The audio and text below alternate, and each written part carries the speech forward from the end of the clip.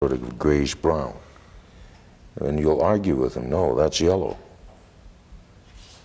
But you begin to spend more hours with your peer group than you do with your parents. And then, of course, on television and books and everything else, they say this color's gray-brown, it's not yellow. Now, you'll finally succumb to the pressure and say, okay, that's not yellow. But you'll have an uncomfortable feeling about it every time because there's a part of you this big says that's yellow. Mommy and Daddy told me that was yellow. Well, it doesn't even rationalize it. Just that's yellow. That's yellow. The rationale is a Freudian thing.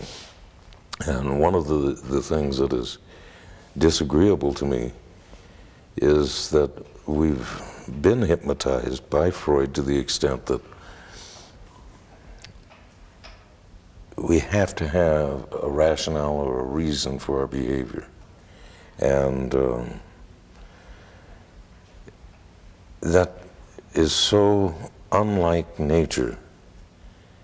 And it's so obvious that it's unlike nature, I can't understand why people want to persist in it.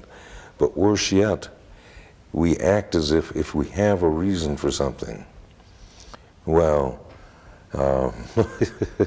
one of the jokes I give, there's all this thing about dependency and codependency and being children of, adult children of alcoholics and so forth, as if that is an excuse for my behavior. I want to go, and since I have an audience right now, my dad's dead, so he can't hear this, but Mom might see this. And I'd like her to know I'm going to form a group someday for the adult children of upholsterers.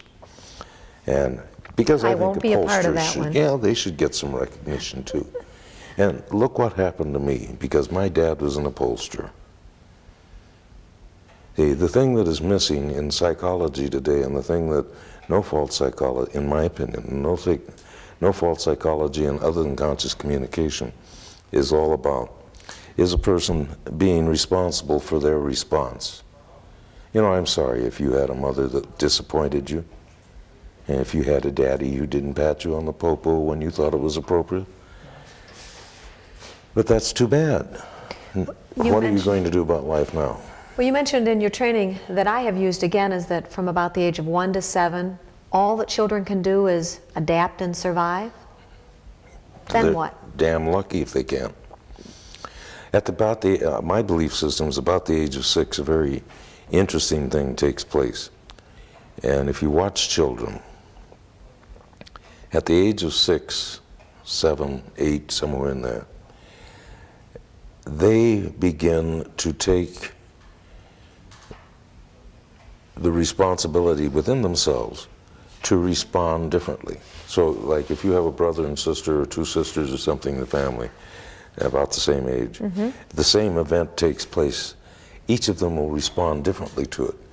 We each begin to explore what's a better response, how am I going to get a better feeling about this thing, this event, whatever it is. I think also in our lives, when we're little, many of us, by sheer happenstance, happen to be in an environment where we have amateur parents who are in, well, what's going on right now in your area here in Michigan? It is a tremendous shock to a family structure for a person who's worked for years in an industry all of a sudden find himself not sure whether he's going to have a place in that industry, whether or not he's going to have a job or she's going to have a job. And in many cases, they don't have them anymore. They don't have the jobs It's already anymore. gone. It's already gone. And what happens to us as adults is, in my thinking, is we build a belief system about our value, our self-value, based on what we're doing, you see. And we never go around and take out signs and put them up on the wall. Not big ones, just little ones. No, we don't even put little ones up. I work for General Motors. We don't put that on a trunk of our car. We don't put that over our bedstead. But I'm a foreman in such and such a plant. And that means something to that person. And that person has built his sense of value about himself. And all of a sudden you take that away. Now when a person gets scared and they start acting scared, then it trickles down. This is where Reaganomics really works. It trickles down in the family so that the kids are affected. Everybody's affected. But bottom line, it's still the individual, whether it's the child or the wife or the husband, it's their responsibility how they respond to it. Well, you mentioned amateur parents. I want to know what that means, and how can a child determine how to respond to that? Well, as a child, what they do is they look for clues from their parents as to how to respond. And what if they're getting different clues, opposite clues Then they from both act parents? crazy as they grow up. They act crazy as children and then grow up crazy? Yeah, and Gregory Bateson did some interesting work about schizophrenics, where his belief system was that when you're getting paradoxical information, this is very confusing, and I think when it happens to a small child, their only resort is to go into what psychologists call schizophrenic reactions, which I consider just a safety valve. However, if you keep practicing acting crazy, pretty soon you're so good at it that and you get star billing all the time, you forget how to act normal. The paradoxical information is when you're getting two different types of information. From mom and from dad.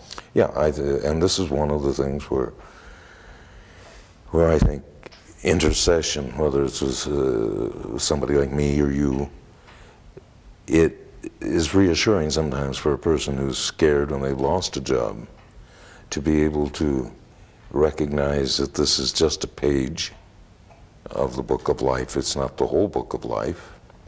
And to remember when we talked about gold mining? Mm-hmm. For those of you that are listening out there, gold mining to me, the average person when they go into, quote, therapy, seem to have a concept that what they go for is to find out what's wrong with them.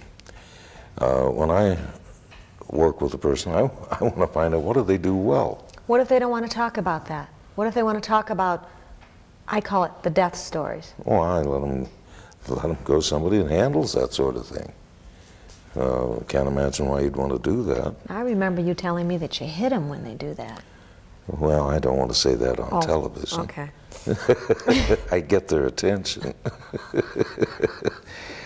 But by the time somebody has, nowadays, if somebody had told me years ago that people would come all the way out there to a little island to have sessions with me, I just said they're into some good stuff.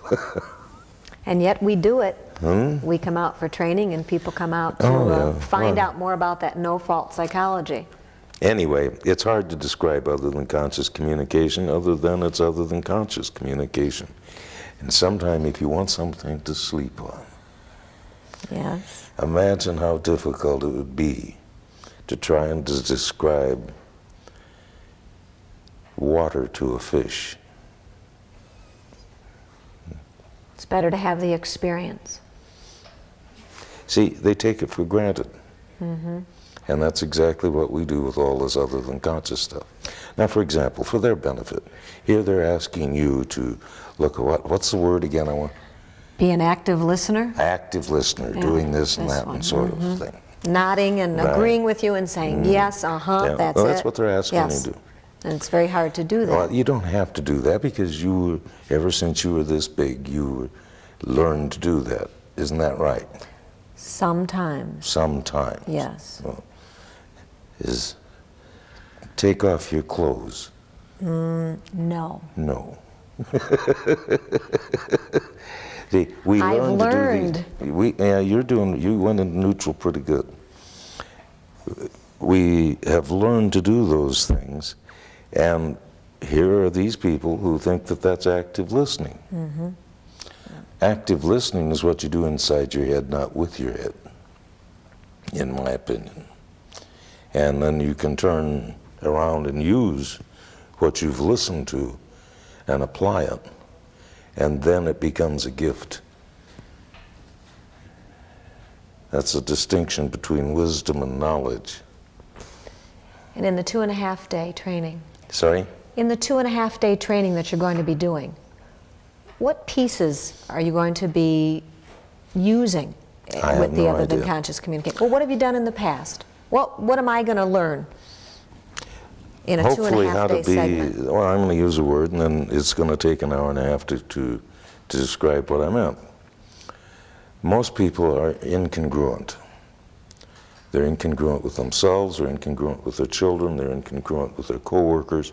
Give you a gross example. It's when we say, "Oh, I'm so happy that you showed up today."